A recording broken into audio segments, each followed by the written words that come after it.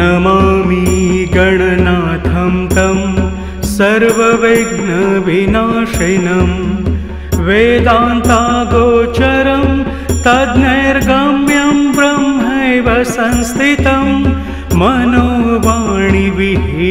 नो मनोवाणीमयं न च ब्रह्मेशानं कथं स्तौमि सिद्धिबुद्धिपतिं परम्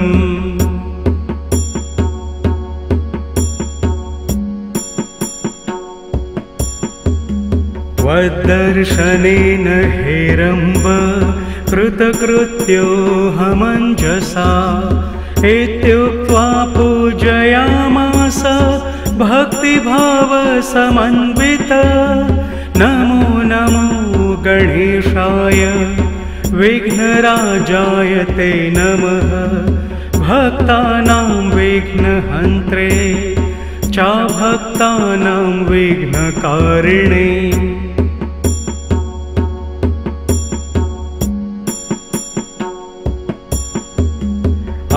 अमेयमायाया चैव संयुक्ताय नमो नमः योगरूपाय वै तुभ्यं योगिभ्यो मोहदायते विनाकाय सर्वेश नमः श्रृन्तामणे नमः अनन्तमहिमाधार नमस्ते चन्द्रमौलये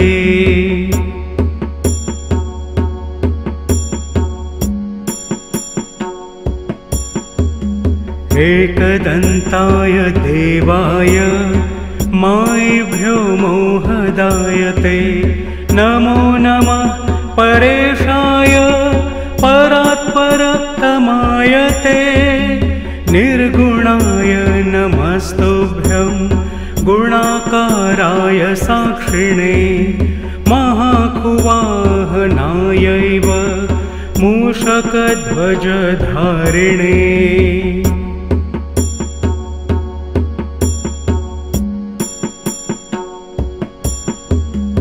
अनादये नमस्तुभ्यं ज्येष्ठराजाय ढुण्डये हर्ते कर्त्रे सदा पात्रे नानाभेदमयाय च त्वद्दर्शन सुधापानाद्धन्तं मे भ्रान्तिजं महत मरणं भिन्नभावाख्यं गणेशोऽहं कृतस्त्वया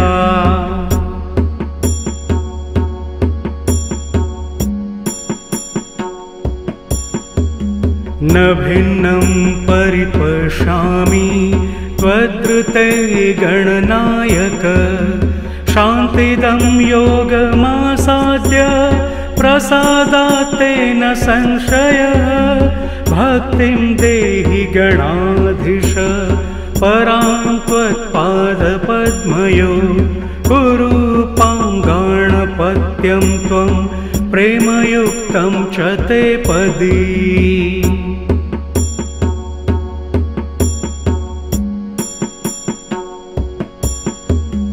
इत्युक्ता वीररामाथ तं पुनर्गणपो वदत मदीया भक्तिरन्त्यन्तं भविष्यति सदाचला न योगाचलनं क्वापि भविष्यति महामुने सदा योगीन्द्रपूज्यस्त्वं सर्वमान्यो भविष्यसि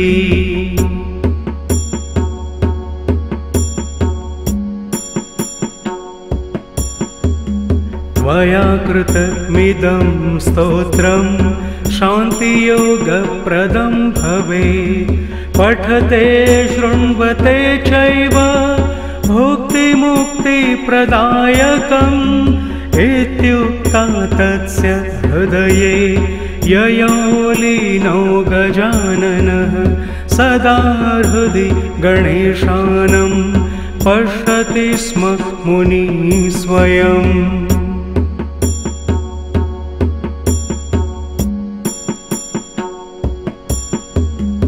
इत्याख्यानं नारदीयं कथितं ते प्रजापते। शृणुयाद्य पठेद्वायः सोऽपि सद्गतिमाप्नुयात् इति नारदमुनिना प्रोक्ता गणेशस्तुतिः समाप्ता।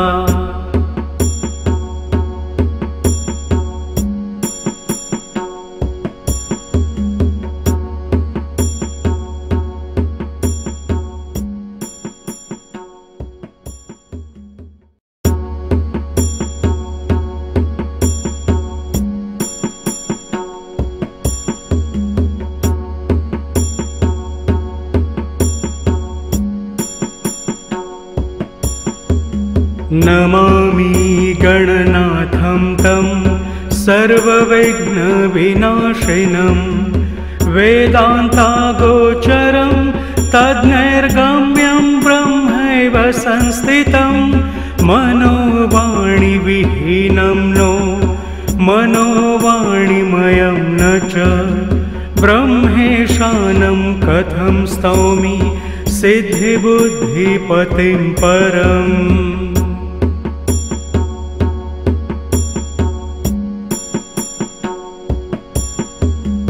त्वद्दर्शनेन हेरम्ब कृतकृत्योऽहमञ्जसा इत्युक्त्वा पूजयामास भक्तिभावसमन्वित। नमो नमो गणेशाय विघ्नराजाय ते नमः। भक्तानां विघ्नहन्त्रे चाभक्तानां विघ्नकारिणे।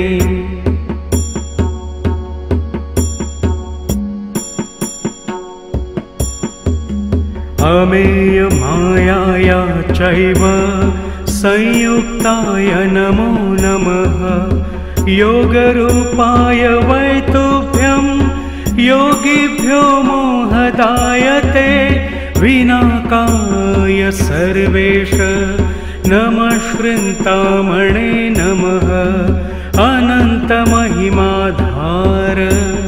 नमस्ते चन्द्रमौलये।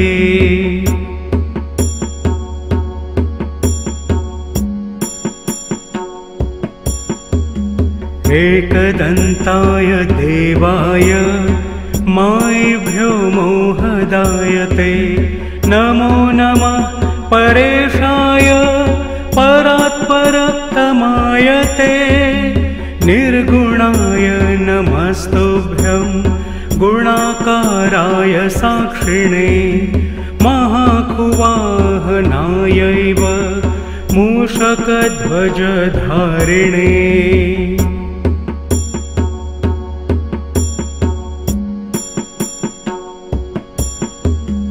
अनादये नमस्तुभ्यं ज्येष्ठराजाय ढुण्डये। हर्ते कर्त्रे सदा पात्रे नानाभेदमयाय च। त्वद्दर्शन सुधापानाद्धन्तं मे भ्रान्तिजं महत। मरणं भिन्नभावाख्यं गणेशोऽहं कृतस्त्वया।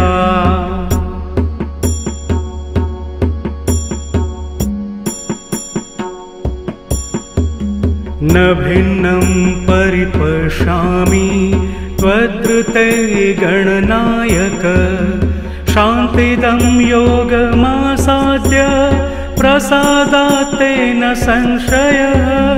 भक्तिं देहि गणाधीश परां त्वत्पादपद्मयो।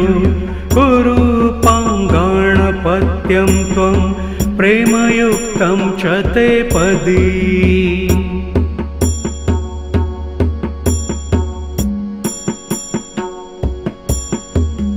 इत्युक्ता वीररामाथ तं पुनर्गणपो वदत।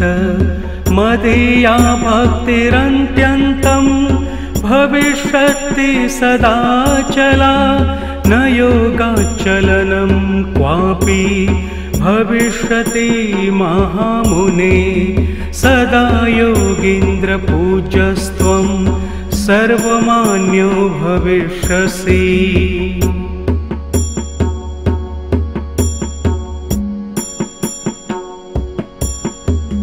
त्वया कृतमिदं स्तोत्रं शान्तियोगप्रदं भवेत्। पठते शृण्वते चैव भुक्तिमुक्तिप्रदायकम् इत्युक्ता तस्य हृदये ययो लीनो गजाननः।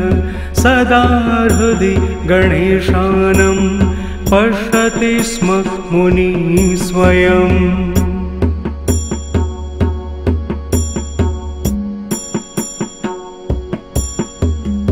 इत्याख्यानं नारदीयं कथितं ते प्रजापते। शृणुयाद्य पठेद्वायः सोऽपि सद्गतिमाप्नुयात् इति नारदमुनिना प्रोक्ता गणेशस्तुतिः समाप्ता।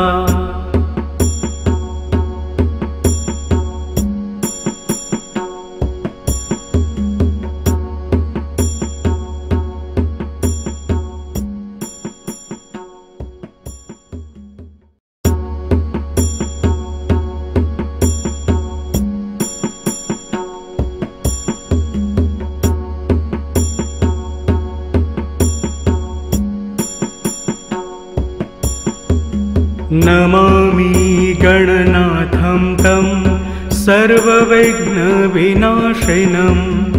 वेदान्तागोचरं तद्नैर्गम्यं ब्रह्मैव संस्थितं। मनोवाणिविहीनं नो मनोवाणिमयं न च। ब्रह्मेशानं कथं स्तौमि सिद्धिबुद्धिपतिं परम्।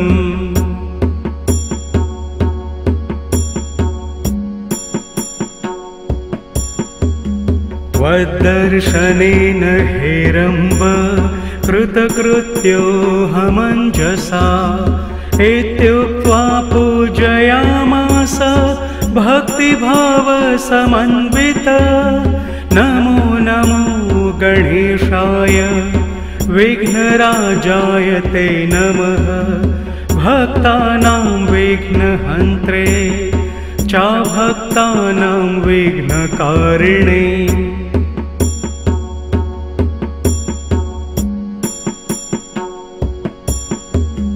अमेयमायाया चैव संयुक्ताय नमो नमः। योगरूपाय वै तुभ्यं योगिभ्यो मोहदाय ते। विनाकाय सर्वेश नमः श्रृन्तामणे नमः। अनन्तमहिमाधार नमस्ते चन्द्रमौलये।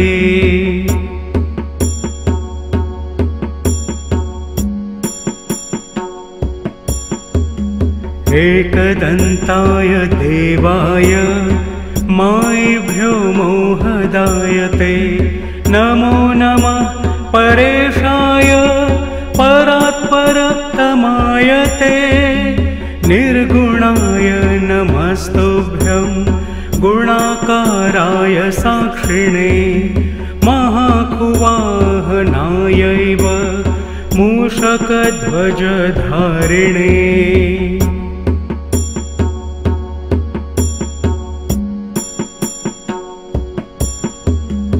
अनादये नमस्तुभ्यं ज्येष्ठराजाय ढुण्डये। हर्ते कर्त्रे सदा पात्रे नानाभेदमयाय च। त्वद्दर्शन सुधापानाद्धन्तं मे भ्रान्तिजं महत। मरणं भिन्नभावाख्यं गणेशोऽहं कृतस्त्वया।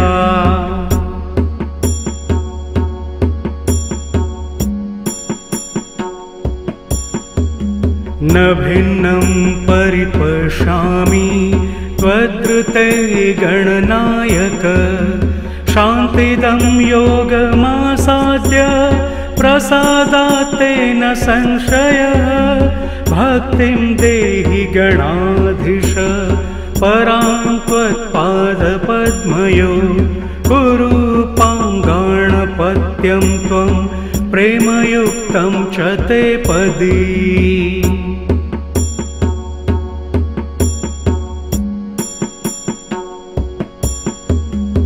इत्युक्ता वीररामाथ तं पुनर्गणपो वदत मदीया भक्तिरन्त्यन्तं भविष्यति सदाचला न योगाचलनं क्वापि भविष्यति महामुने सदा योगीन्द्रपूज्यस्त्वं सर्वमान्यो भविष्यसि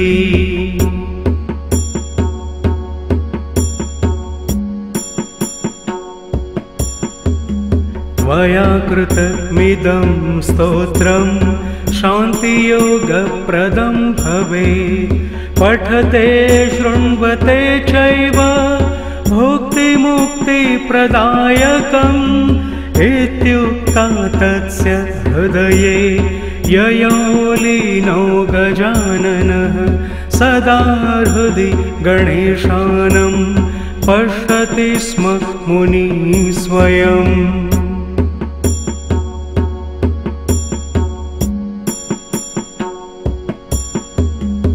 इत्याख्यानं नारदीयं कथितं ते प्रजापते शृणुयाद्य पठेद्वायः सोऽपि सद्गतिमाप्नुयात् इति नारदमुनिना प्रोक्ता गणेशस्तुतिः समाप्ता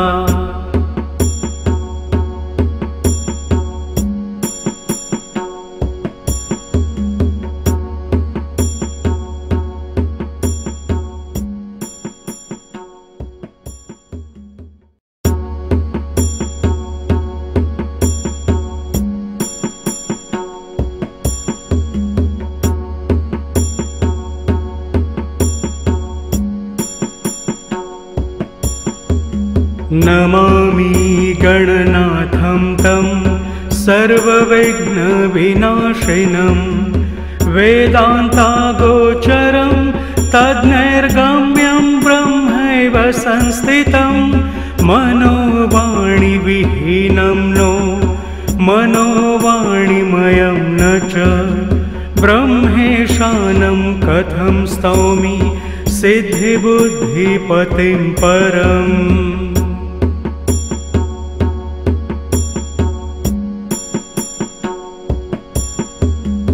त्वद्दर्शनेन हेरम्ब कृतकृत्योऽहमञ्जसा इत्युक्त्वा पूजयामास भक्तिभावसमन्वित नमो नमो गणेशाय विघ्नराजाय ते नमः भक्तानां विघ्नहन्त्रे चाभक्तानां विघ्नकारिणे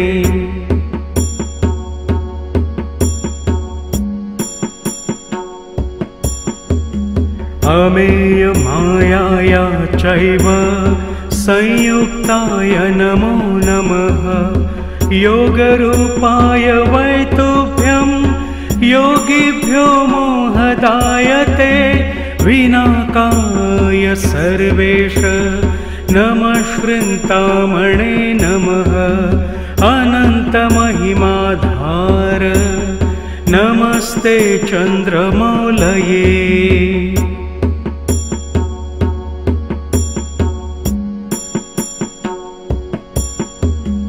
एकदन्ताय देवाय मायिभ्यो मोहदायते नमो नमः परेशाय परात्परतमायते निर्गुणाय नमस्तुभ्यं गुणाकाराय साक्षिणे महाकुवाहनायैव मूषकध्वजधारिणे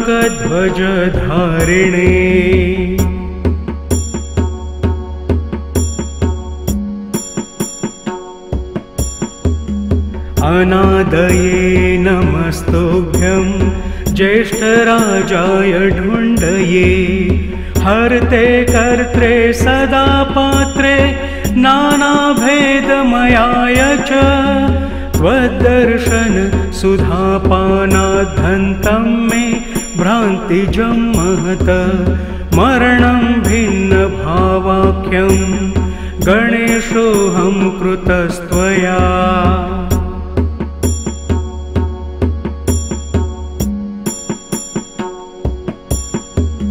न भिन्नं परिपश्यामि त्वद्ऋते गणनायक शान्तिदं योगमासाद्य प्रसादात् तेन संशयः भक्तिं देहि गणाधीश परां त्वत्पादपद्मयो कुरु पाङ्गाणपत्यं त्वं प्रेमयुक्तं च ते पदी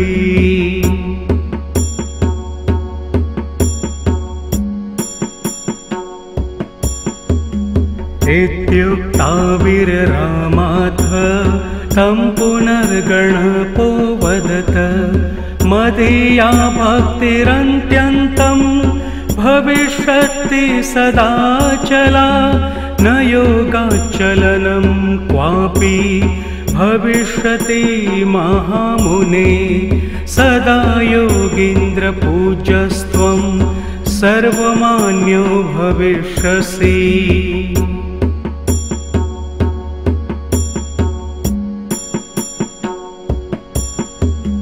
त्वया कृतमिदं स्तोत्रं शान्तियोगप्रदं भवेत् पठते शृण्वते चैव भुक्तिमुक्तिप्रदायकम् इत्युक्ता तस्य हृदये ययो लीनो गजाननः सदा हृदि गणेशानं पश्यति स्म मुनिः स्वयम्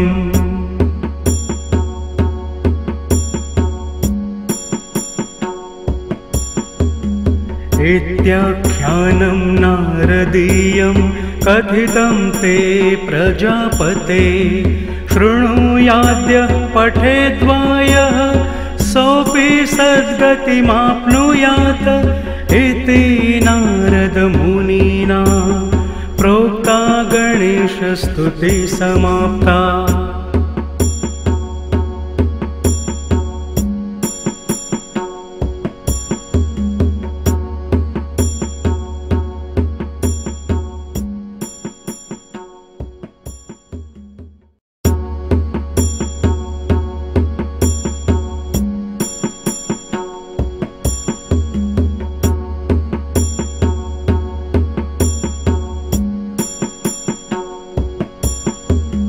नमामि गणनाथं तं सर्वविघ्नविनाशिनं वेदान्तागोचरं तद्नैर्गम्यं ब्रह्मैव संस्थितं मनोवाणिविहीनं नो मनोवाणिमयं न च ब्रह्मेशानं कथं स्तौमि सिद्धिबुद्धिपतिं परम्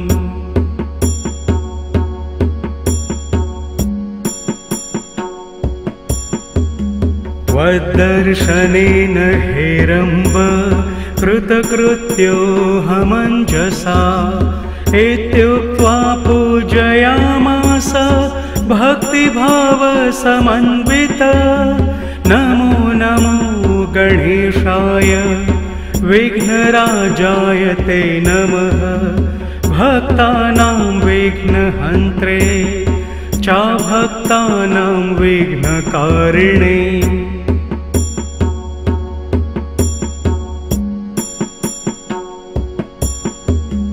अमेयमायाया चैव संयुक्ताय नमो नमः योगरूपाय वै तुभ्यं योगिभ्यो मोहदायते विनाकाय सर्वेश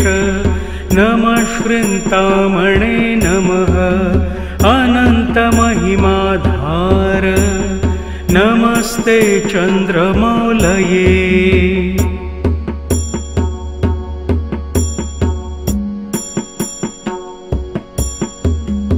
एकदन्ताय देवाय मायेभ्यो मोहदायते नमो नमः परेशाय परात्परतमायते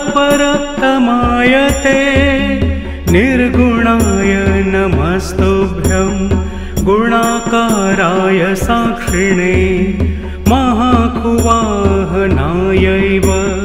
मूषकध्वजधारिणे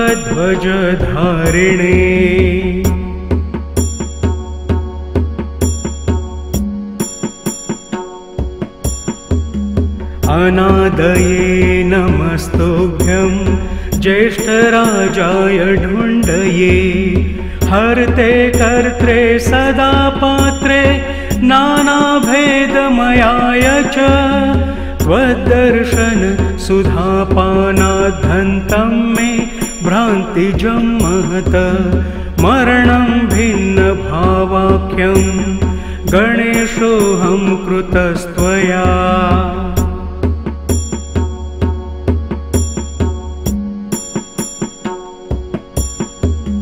न भिन्नं परिपश्यामि त्वद्रुते गणनायक शान्तिदं योगमासाद्य प्रसादात् तेन संशयः भक्तिं देहि गणाधीश परां त्वत्पादपद्मयो कुरु पाङ्गाणपत्यं त्वं प्रेमयुक्तं च ते पदी।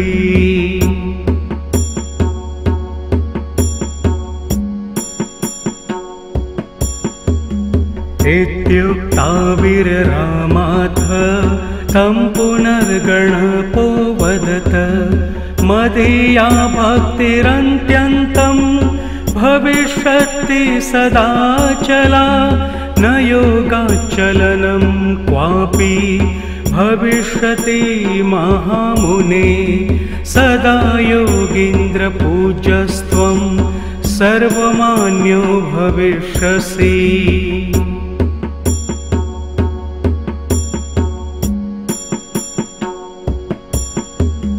त्वया कृतमिदं स्तोत्रं शान्तियोगप्रदं भवेत् पठते शृण्वते चैव भुक्तिमुक्तिप्रदायकम् इत्युक्ता तस्य हृदये ययो लीनो गजाननः सदा हृदि गणेशानं पश्यति स्म मुनिः स्वयम्।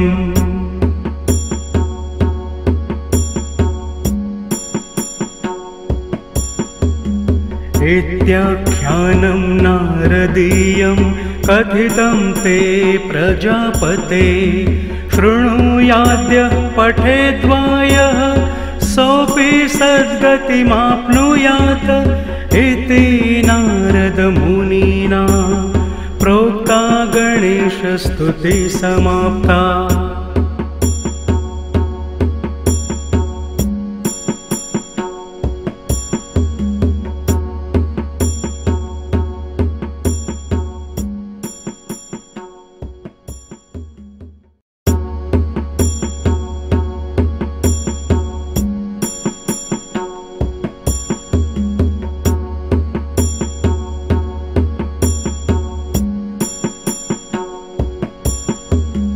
नमामि गणनाथं तं सर्वविघ्नविनाशिनं वेदान्तागोचरं तद्नैर्गम्यं ब्रह्मैव संस्थितं मनोवाणिविहीनं नो मनोवाणिमयं न च ब्रह्मेशानं कथं स्तौमि सिद्धिबुद्धिपतिं परम्।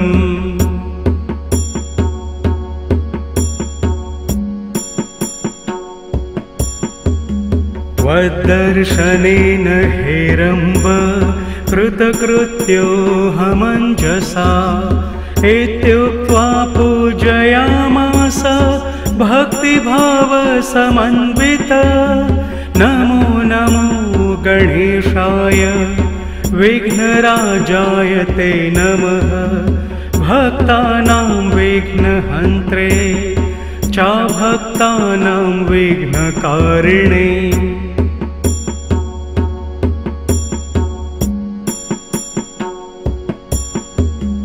अमेय मायाया चैव संयुक्ताय नमो नमः योगरूपाय वै तुभ्यं योगिभ्यो मोहदायते विनाकाय सर्वेश नमः श्रृन्तामणे नमः अनन्तमहिमाधार नमस्ते चन्द्रमौलये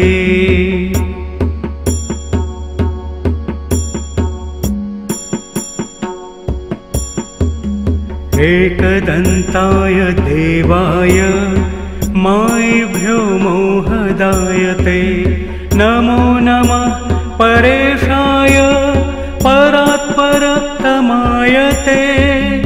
निर्गुणाय नमस्तुभ्यं गुणाकाराय साक्षिणे महाकुवाहनायैव मूषकध्वजधारिणे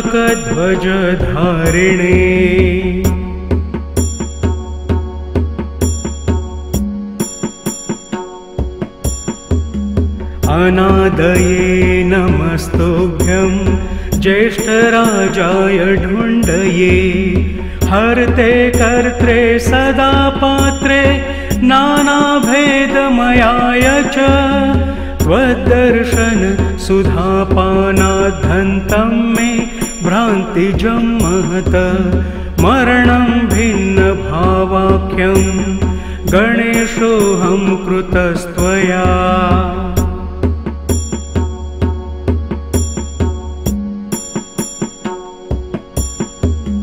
न भिन्नं परिपश्यामि त्वद्रुते गणनायक शान्तिदं योगमासाद्य प्रसादात् तेन संशयः भक्तिं देहि गणाधीश परां त्वत्पादपद्मयो कुरूपां गणपत्यं त्वं प्रेमयुक्तं च ते पदी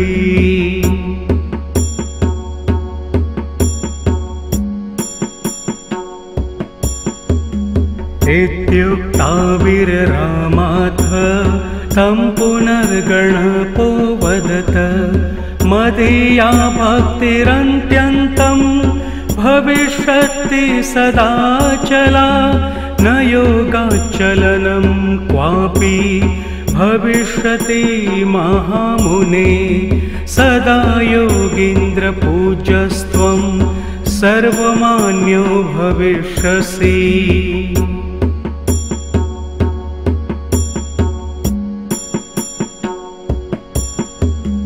त्वया कृतमिदं स्तोत्रं शान्तियोगप्रदं भवेत् पठते शृण्वते चैव भुक्तिमुक्तिप्रदायकम् इत्युक्ता तस्य हृदये ययो लीनो गजाननः सदा हृदि गणेशानं पश्यति स्म मुनिः स्वयम्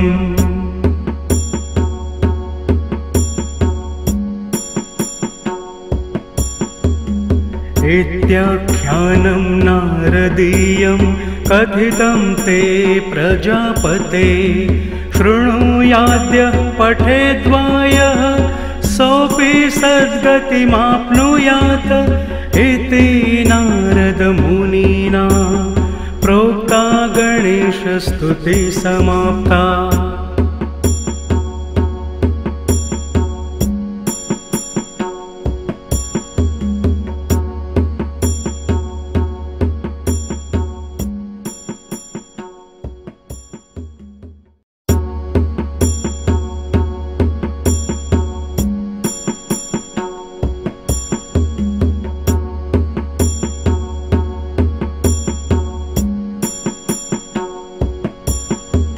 नमामि गणनाथं तं सर्वविघ्नविनाशिनं वेदान्तागोचरं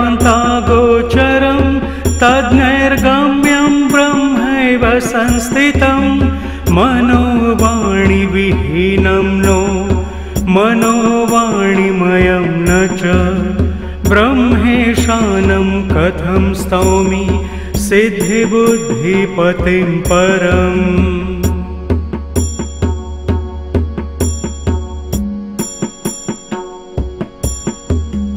त्वद्दर्शनेन हेरम्ब कृतकृत्योऽहमञ्जसा इत्युक्त्वा पूजयामास भक्तिभावसमन्वित नमो नमो गणेशाय विघ्नराजाय ते नमः भक्तानां विघ्नहन्त्रे चाभक्तानां विघ्नकारिणे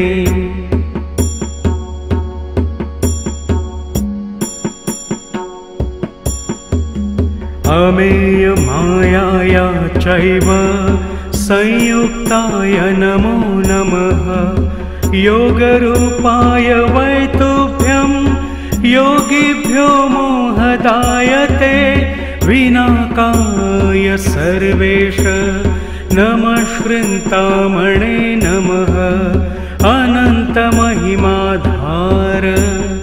नमस्ते चन्द्रमौलये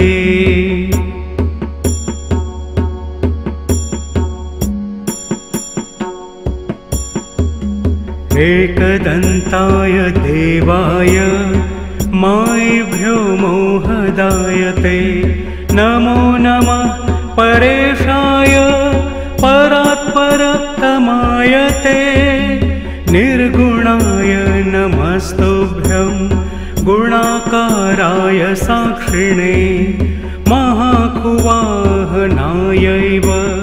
मूषकध्वजधारिणे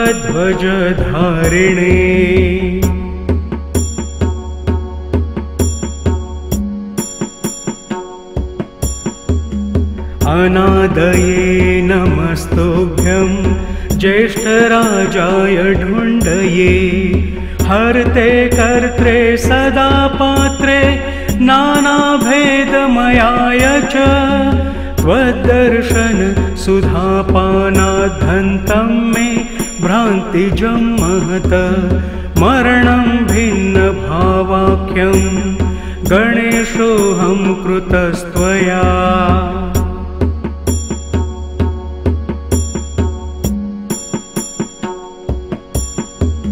न भिन्नं परिपश्यामि त्वद्कृते गणनायक शान्तिदं योगमासाद्य प्रसादात् तेन संशयः भक्तिं देहि गणाधीश परां त्वत्पादपद्मयो कुरु पाङ्गाणपत्यं त्वं प्रेमयुक्तं च ते पदी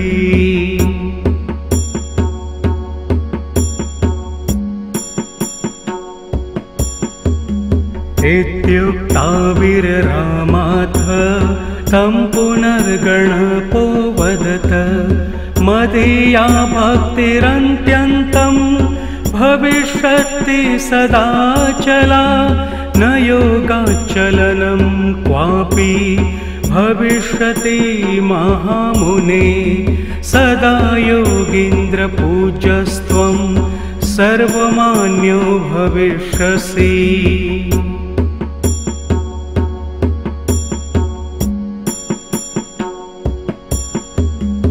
त्वया कृतमिदं स्तोत्रं शान्तियोगप्रदं भवेत् पठते शृण्वते चैव भुक्तिमुक्तिप्रदायकम् इत्युक्ता तस्य हृदये ययो लीनो गजाननः सदा हृदि गणेशानं पश्यति स्म मुनिः स्वयम्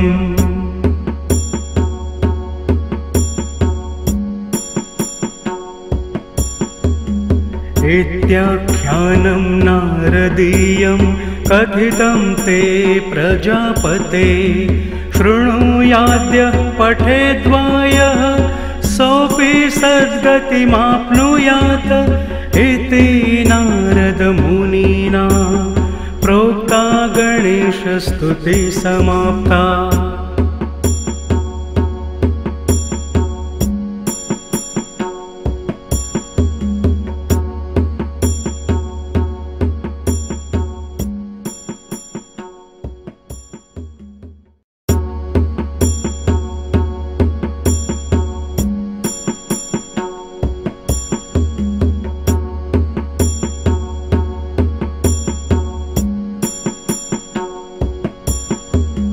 नमामि गणनाथं तं सर्वविघ्नविनाशिनं वेदान्तागोचरं तद्नैर्गम्यं ब्रह्मैव संस्थितं मनोवाणिविहीनं नो मनोवाणिमयं न च ब्रह्मेशानं कथं स्तौमि सिद्धिबुद्धिपतिं परम्।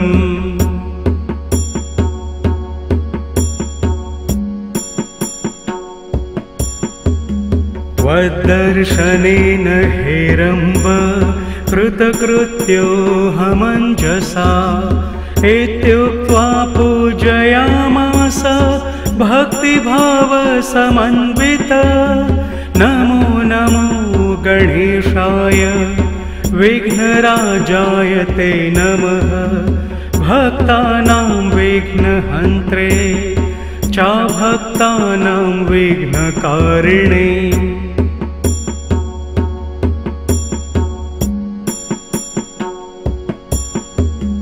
अमेयमायाया चैव संयुक्ताय नमो नमः योगरूपाय वै तुभ्यं योगिभ्यो मोहदायते विनाकाय सर्वेश नमश्रिन्तामणे नमः अनन्तमहिमाधार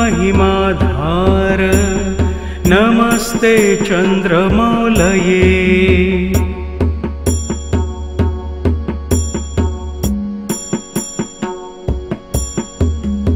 एकदन्ताय देवाय मायिभ्यो मोहदायते नमो नमः परेशाय परात्परतमायते निर्गुणाय नमस्तुभ्यं गुणाकाराय साक्षिणे महाकुवाहनायैव मूषकध्वजधारिणे।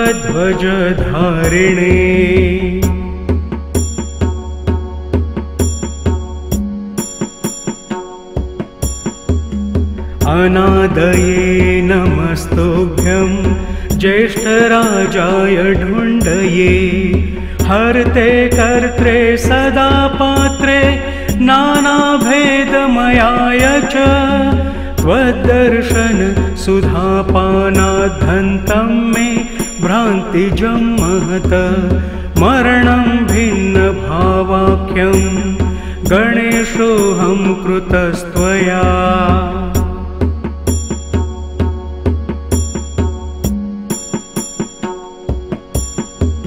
न भिन्नं परिपश्यामि त्वद्धृते गणनायक शान्तिदं योगमासाद्य प्रसादात् तेन संशयः भक्तिं देहि गणाधीश परां त्वत्पादपद्मयो कुरूपां गणपत्यं त्वं प्रेमयुक्तं च ते पदी।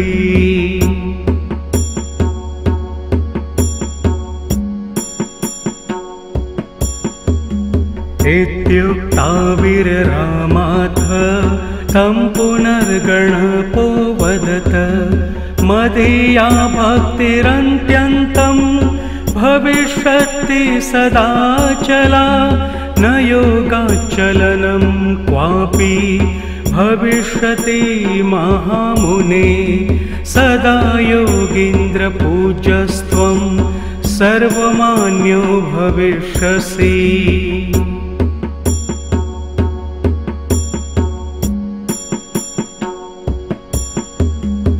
त्वया कृतमिदं स्तोत्रं शान्तियोगप्रदं भवेत्। पठते शृण्वते चैव भुक्तिमुक्तिप्रदायकम् इत्युक्ता तस्य हृदये ययो लीनो गजाननः। सदा हृदि गणेशानं पश्यति स्म मुनिः स्वयम्।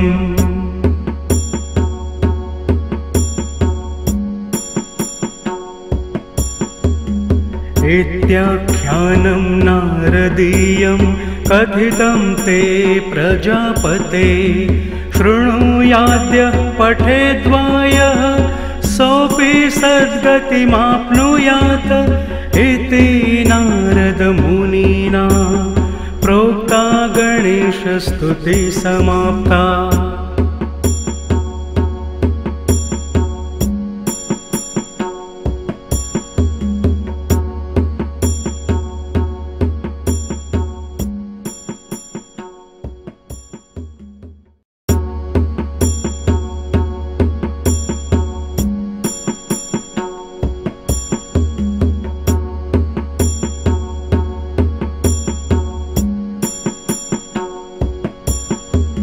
नमामि गणनाथं तं सर्वविघ्नविनाशिनं। वेदान्तागोचरं तद्नैर्गम्यं ब्रह्मैव संस्थितं। मनोवाणिविहीनं नो मनोवाणिमयं न च। ब्रह्मेशानं कथं स्तौमि सिद्धिबुद्धिपतिं परम्।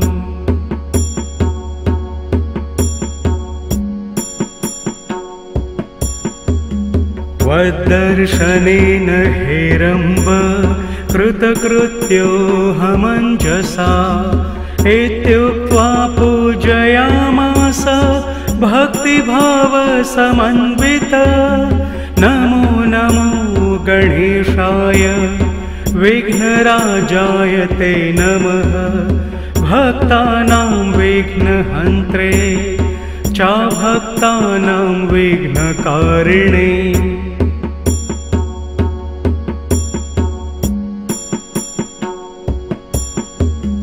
अमेयमायाया चैव संयुक्ताय नमो नमः। योगरूपाय वै तुभ्यं योगिभ्यो मोहदायते। विनाकाय सर्वेश नमश्चिन्तामणे नमः। अनन्तमहिमाधार नमस्ते चन्द्रमौलये।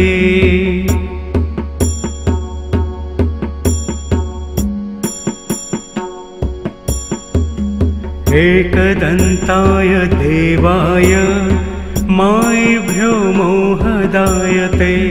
नमो नमः परेशाय परात्परतमायते। निर्गुणाय नमस्तुभ्यं गुणाकाराय साक्षिणे। महाकुवाहनायैव मूषकध्वजधारिणे।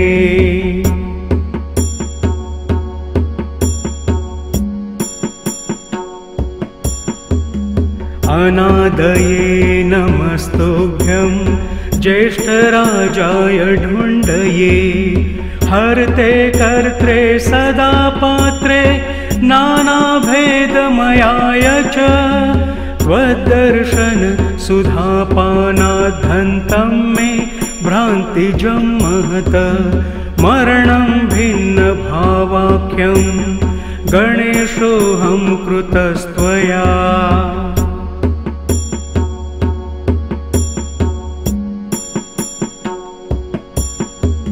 न भिन्नं परिपश्यामि त्वद्ऋते गणनायक।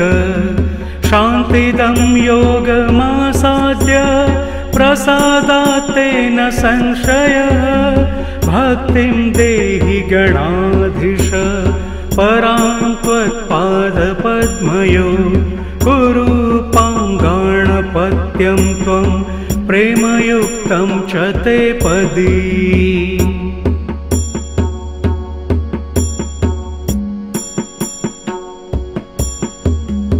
इत्युक्ता विररामाथ तं पुनर्गणपो वदत मदीया भक्तिरन्त्यन्तं भविष्यति सदाचला न योगाचलनं क्वापि भविष्यति महामुने सदा योगीन्द्रपूज्यस्त्वं सर्वमान्यो भविष्यसि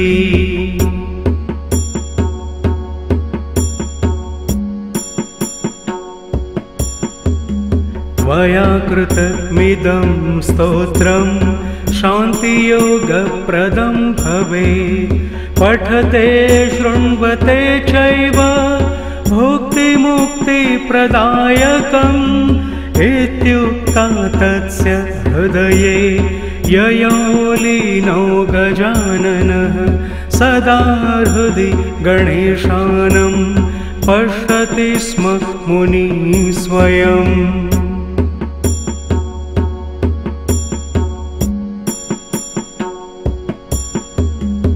इत्याख्यानं नारदीयं कथितं ते प्रजापते शृणुयाद्य पठेद्वायः सोऽपि सद्गतिमाप्नुयात् इति नारदमुनिना प्रोक्ता गणेशस्तुतिः समाप्ता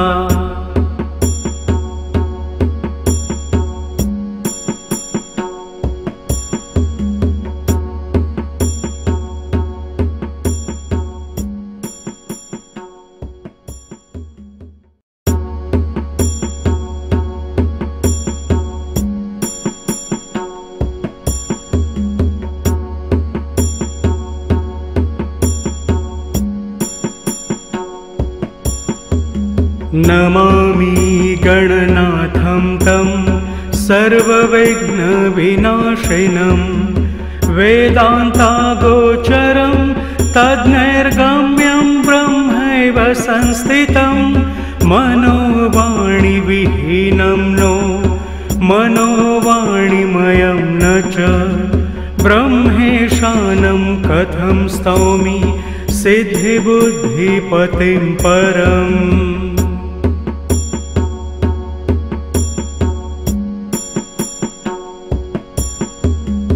त्वद्दर्शनेन हेरम्ब कृतकृत्योऽहमञ्जसा इत्युक्त्वा पूजयामास भक्तिभावसमन्वित नमो नमो गणेशाय विघ्नराजाय ते नमः भक्तानां विघ्नहन्त्रे चाभक्तानां विघ्नकारिणे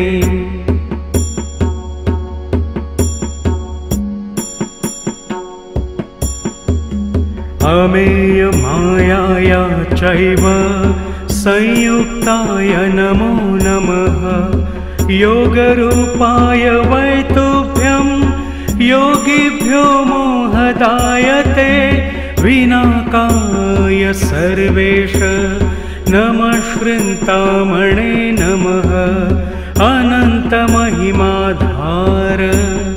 नमस्ते चन्द्रमौलये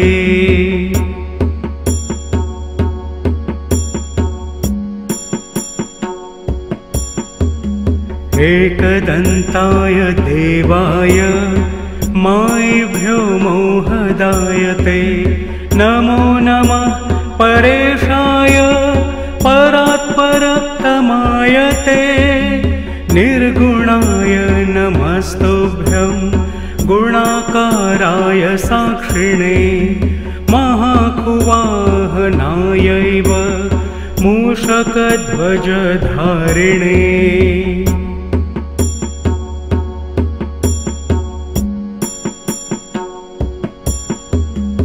अनादये नमस्तुभ्यं ज्येष्ठराजाय ढुण्डये हर्ते कर्त्रे सदा पात्रे नानाभेदमयाय च त्वद्दर्शन सुधापानाद्धन्तं मे भ्रान्तिजं महत मरणं भिन्नभावाख्यं गणेशोऽहं कृतस्त्वया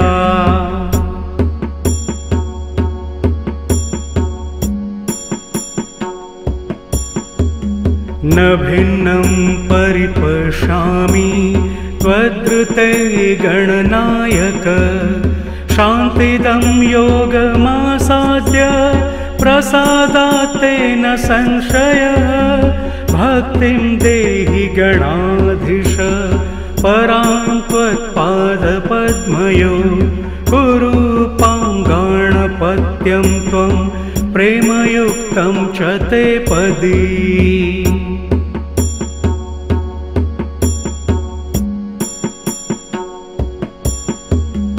इत्युक्ता वीररामाथ तं पुनर्गणपो वदत मदीया भक्तिरन्त्यन्तं भविष्यति सदाचला न योगाच्चलनं क्वापि भविष्यति महामुने सदा योगीन्द्रपूज्यस्त्वं सर्वमान्यो भविष्यसि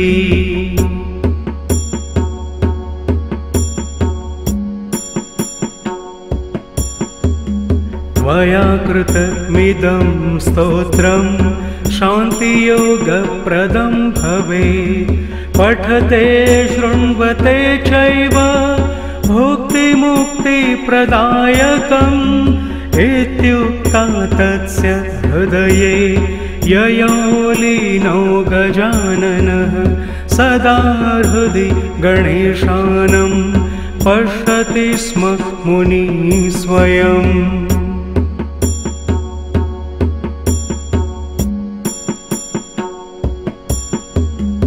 इत्याख्यानं नारदीयं कथितं ते प्रजापते शृणुयाद्य पठेद्वायः सोऽपि सद्गतिमाप्नुयात् इति नारदमुनिना प्रोक्ता गणेशस्तुतिः समाप्ता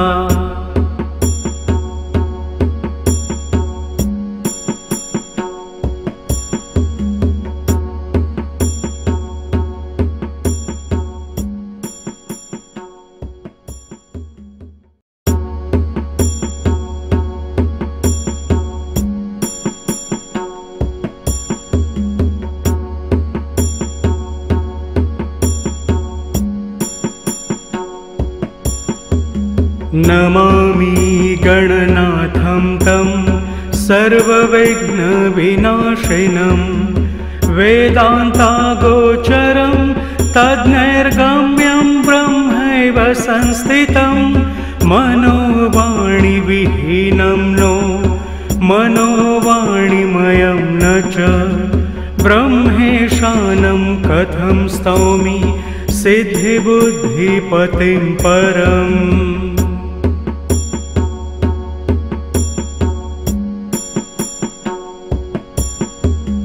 त्वद्दर्शनेन हेरम्ब कृतकृत्योऽहमञ्जसा इत्युक्त्वा पूजयामास भक्तिभावसमन्वित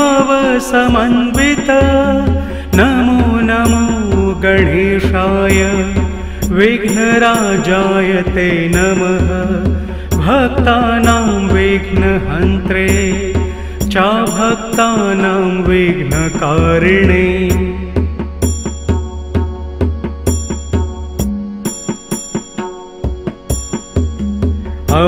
अमेयमायाया चैव संयुक्ताय नमो नमः योगरूपाय वै तुभ्यं योगिभ्यो मोहदायते विनाकाय सर्वेश नमः श्रृन्तामणे नमः अनन्तमहिमाधार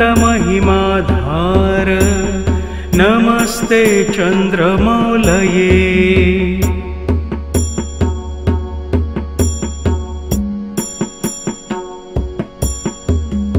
एकदन्ताय देवाय मायिभ्यो मोहदायते नमो नमः परेशाय परात्परतमायते निर्गुणाय नमस्तुभ्यं गुणाकाराय साक्षिणे महाकुवाहनायैव मूषकध्वजधारिणे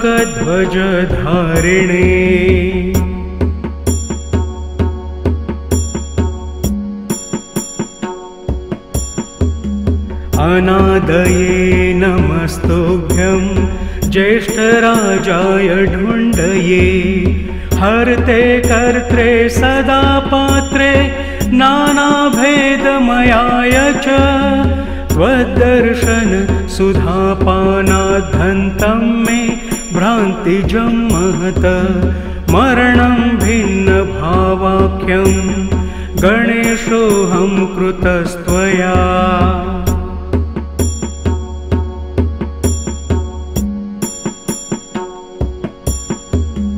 न भिन्नं परिपश्यामि त्वद्रुते गणनायक शान्तिदं योगमासाद्य प्रसादात् तेन संशयः भक्तिं देहि गणाधीश परां त्वत्पादपद्मयो कुरूपाङ्गाणपत्यं त्वं प्रेमयुक्तं च ते पदी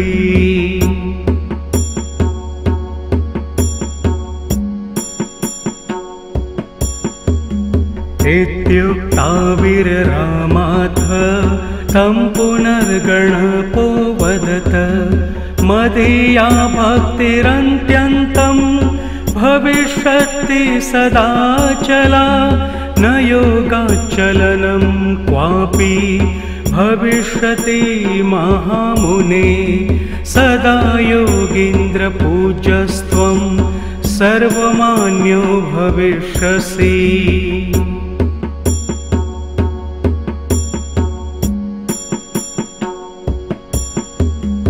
त्वया कृतमिदं स्तोत्रं शान्तियोगप्रदं भवेत् पठते शृण्वते चैव भुक्तिमुक्तिप्रदायकम् इत्युक्ता तस्य हृदये ययो लीनो गजाननः सदा हृदि गणेशानं पश्यति स्म मुनिः स्वयम्